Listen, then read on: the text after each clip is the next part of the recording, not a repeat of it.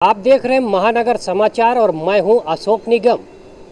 आज मीरा भाईंदर मनपा पत्रकार कक्ष में भारतीय जनता पार्टी के पूर्व विधायक नरेंद्र मेहता ने एक प्रेस कॉन्फ्रेंस आयोजित की। इस प्रेस कॉन्फ्रेंस में नरेंद्र मेहता ने कहा कि विगत दिनों जो महाराणा प्रताप के नाम पर एक भवन का उद्घाटन किया गया, वह महाराणा प्रताप का सरासर अपमान है। महाराणा प्रताप के कद और काठी के अनुसार नरेंद्र मेहता का कहना है कि मात्र 400 फीट का क्योंकि जगह जो बन रहा है महाराणा प्रताप का, वह सिर्फ एक उनका सम्मान नहीं अपमान के रूप में देखा जाता है।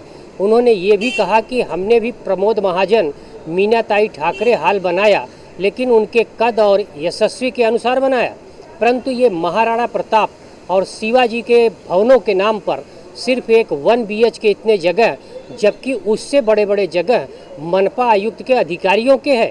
इसलिए उन्होंने इसका विरोध किया। और दूसरी बात उन्होंने कहा कि मीरा भाईंदर में जो क्लस्टर योजना लाने की मनपा की योजना है, वह भी मेरे लिए दुखदाई है, क्योंकि कहा कि जिस दिन ये क्लस्टर योजना मीरा भाईंदर में लागू होगा, वह दिन काला दिवस होगा और हम उसका विरोध करेंगे, क्योंकि उसमें क्लस्टर के लिए सिर्फ 20 करोड़ रुपए मार्किंग और जो सारी क्षेत्र की माप हुआ है, उसके लिए 20 करोड़ रुपए का भ्रष्टाचार हुआ है। और सबसे बड़ी बात उसमें यह है कि क्लस्टर के लिए ये कहा गया है कि 100 बिल्डिंगें यानी 100 सोसाइटी एक हो, और ये सब एक हो ही नहीं सकते। इसलिए उन्होंने कहा कि यह एक सिर्फ लॉलीपॉप जो दिया जा रहा है, हम इसका विरोध करते हैं। आइए देखते हैं नरेंद्र मेहता ने इसके बारे में क्या कहा। मीरा भाईंदर महानगर पालिका के माध्यम से महाराणा प्रताप भवन बनाया जा रहा है, जिसका हम स्वागत करते, अभिनंदन करते। मैं उन तमाम नेताओं का भी धन्यवाद करता हूं जिन्होंने पहल की, परंतु ये भवन उनका अपमान होने जा रहा है, ऐसा हमारा मानना है। उसका कारण ये कि जहाँ पे बनाया जा रहा है वो 250 मीटर की जगह है, उसमें नियम के हिसाब से 1250 मतलब 250 मीटर 2500 फुट, उसमें 1250 फुट ये ओपन रखनी पड़ती है। 1250 फुट में चारों बाजू जगह छोड़ने के बाद मात्र 60 मीटर यानी कि 600 फुट का बन रहा है, उसमें उनका 200 फुट बाथरूम में जा रहा है। 400 फुट का भवन महाराणा प्रताप जी का बनाया जा रहा है, जो एक 1 BH के एरिया से भी कम है। दूसरी ओर हम शहर के अंदर एक कला दालन बना रहे हैं, स्वर्गीय बाला साहब ठाकरे और स्वर्गीय प्रमोद महाजन जी। अब इनकी ऊंचाई जो है बाला साहब ठाकरे जी की, वो छत्रपति शिवाजी और अन्य महापुरुषों के बराबर की है, और 400 फुट का भवन ये कैसे हो सकता है जिसमें 10 आदमी बैठ नहीं सकते, उससे भवन क्यों कहा गया।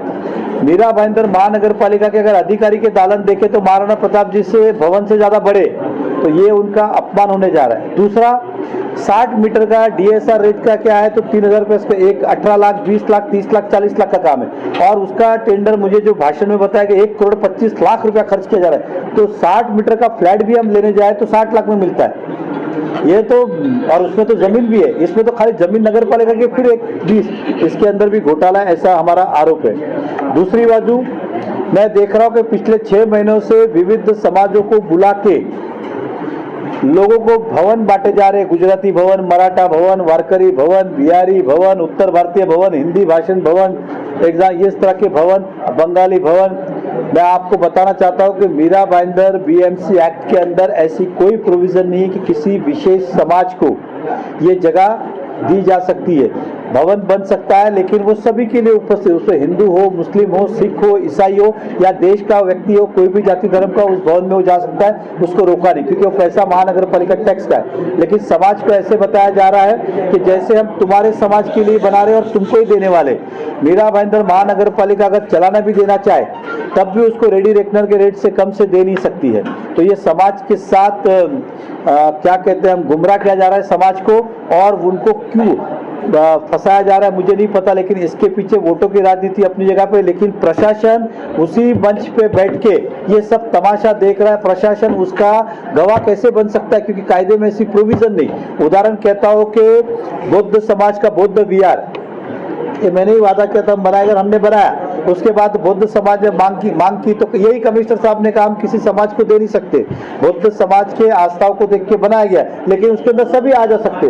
जब सरकार की प्रॉपर्टी होती है तो उस पर किसी समाज को विशेष बंदी नहीं लगाई जा सकती है, यहाँ पे हिंदू आएगा, मुस्लिम नहीं आएगा, गुजराती आएगा, मारवाड़ी नहीं आएगा, ऐसा हो नहीं सकता है। लेकिन जिस तरह से प्रोपेगेंडा हो रहा है तो ये समाज के लोगों को बताना चाहता हूँ आपके माध्यम से कि जिन जिन समाज को बुला के दिया जा रहा है ये बकवास है, ये झूठ है, ऐसा कायदे में कोई प्रोविजन नहीं है। आप अपनी बुद्धि का उपयोग कीजिए। टैक्स सब भरते हैं, टैक्स के पैसे से भरा हुआ व्यक्ति कैसे बोल सकता है कि केवल यही व्यक्ति इसके अंदर जाएगा? तो ये लोग इससे सावधान रहे और कमिश्नर साहब से निवेदन कर रहे हैं कि ये आप जनता के सामने खुलासा करें कि ये जो चल रहा है मार्केट में सब बकवास है, ऐसा हकीकत में कुछ होने वाला नहीं है। और होने वाला है तो कमिश्नर साहब हमको कायदा दिखाए और जो ठहराव किया वो ठहराव की कॉपी दे ताकि हम आगे की बात करें। तीसरा, मीरा भाईंदर में क्लस्टर योजना लाई जा रही है। क्लस्टर योजना आने वाले भविष्य के लिए बहुत बड़ा घातक है, इससे बड़ा ब्लैक डे हो नहीं सकता है। मैं अगर कहूँ तो मीरा भाईंदर के लिए इससे बड़ा काला दिवस हो नहीं सकता है, इसलिए नहीं कि कोई किसी का मेरा स्वार्थ है, ये केवल और केवल क्लस्टर बिल्डर के दबाव के लिए लाया जा रहा है, बिल्डर को फायदा है। ये क्लस्टर कैसा है कि कोई भी एक एरिया, चाहे नया नगर ले लो, चाहे 60 फीट ले लो, चाहे स्लम का, इन सबको एक साथ मिलके क्लस्टर के अंदर प्लान पास करना होगा। मान लो 200 बिल्डिंग का क्लस्टर बनाया, उसमें से अगर 2 आदमी आके बोलेंगे मुझे अपनी बिल्डिंग बनानी, तो बोलेगा तू नहीं बना सकता है, तुमको 200 आदमी साथ में आना होगा। जिस आजकल घर में 4 भाई एक साथ नहीं रहते, या 200 बिल्डिंग के रहवासी 2000 लोग कभी एक साथ आएंगे क्या? एक बिल्डिंग को भी जमा करना होता है तो उसकी मीटिंग लो, लोगों को मनाओ, कोई और ऐसा है। 200 बिल्डिंग कभी नहीं हो सकती है। हम आज तक रोड के ऊपर के झोपड़े खाली नहीं करा सकते प्रशासन, और 200 बिल्डिंग को खाली कराएगी क्या? तो आने वाले समय में ये लोगों का बहुत बड़ा नुकसानदायक होने वाला है। ये विस्तार से एक दिन हम क्लस्टर के ऊपर आखिर सभाई लेने वाले हैं, लेकिन आज हम आयुक्त साहब को निवेदन दे रहे हैं क्योंकि 8 करोड़ रुपए पहले खर्च किए, 8 करोड़ रुपए वापस अब खर्च करें। 8 करोड़ पहले किस लिए खर्च किए कि कहां से कहां तक कौन से एरिया में क्लस्टर होगा उसके लिए लाइन मारने के 8 करोड़। अब किस लिए? तो जहां जगह पे क्लस्टर निकले गया उसके घर का मेजरमेंट लेने के लिए। तो म्युनिसिपल कॉर्पोरेशन में हमने ही टेंडर निकाला था क्योंकि सभी घरों में जाओ एक एक घर में कि किसने किसने कितना कितना फ्लैट का एरिया और टैली करो, टैक्स कम है कि ज्यादा है, तो सबका हमने सर्वे किया हुआ है। वापस से सर्वे करके 10 करोड़ रुपए का टेंडर निकाला। पूरा का पूरा भ्रष्टाचार है। ये रेडीमेड डेटा कॉपी पेस्ट करेंगे और 10 करोड़ का बिल लेके खा जाएंगे। इनके पास ऑलरेडी डेटा है और उसको ही वापस करेंगे, उसी से लेंगे, कॉपी पेस्ट करेंगे और 10 करोड़ का बिल सबमिट कर देंगे।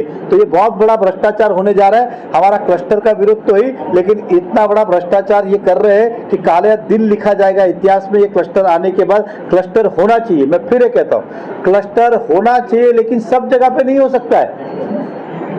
सब शहर की चीजें अलग है। उदाहरण कहता हूँ, थाना में क्लस्टर 7-8 साल से चल रहा है, वहां पे तो मुख्यमंत्री जी खुद है। आज वो 4 साल सरकार में हो तब भी क्लस्टर आज तक उधर शुरू नहीं हुआ।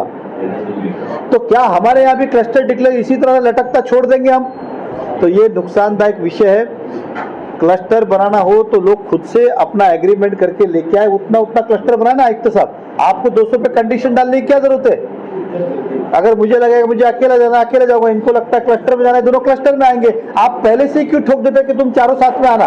कायदे में प्रोविजन है ना कि जो लोग चाहते हैं उनके लिए आयुक्त साहब मंजूरी दे सकते हैं। भाई हम 20 बिल्डिंग वाले एक साथ है, तो आप लेकिन जबरदस्ती ठोक रहे नहीं, तुम सब एक हो जाओ। इसलिए कि उसमें कुछ बिल्डरों ने उनसे कांटेक्ट किया होगा और इस तरह से क्लस्टर निकाला, ऐसा मेरा प्रथम दर्शी मुझे लग रहा है। दूसरा और कि मीरा भाईंदर में तो एक कॉम्प्लेक्स में संकेश्वर जैन मंदिर के पास एक ने तो क्लस्टर का बोर्ड भी, अभी तो प्लान आया भी नहीं, उसके पास कहां से आया मुझे पता ही नहीं आज तक। मतलब ये जिस बिल्डर ने वो लिया है उसको पहले से मालूम है कि ये क्लस्टर इधर होने वाला है, इसलिए उसने पहले से तैयारी की। अभी तक तो प्लान टेंडर निकाला 10 करोड़ का, अब ये होगा 3-4, लेकिन उन्होंने पहले से प्लान लगा दिया कौन सा आने वाला है।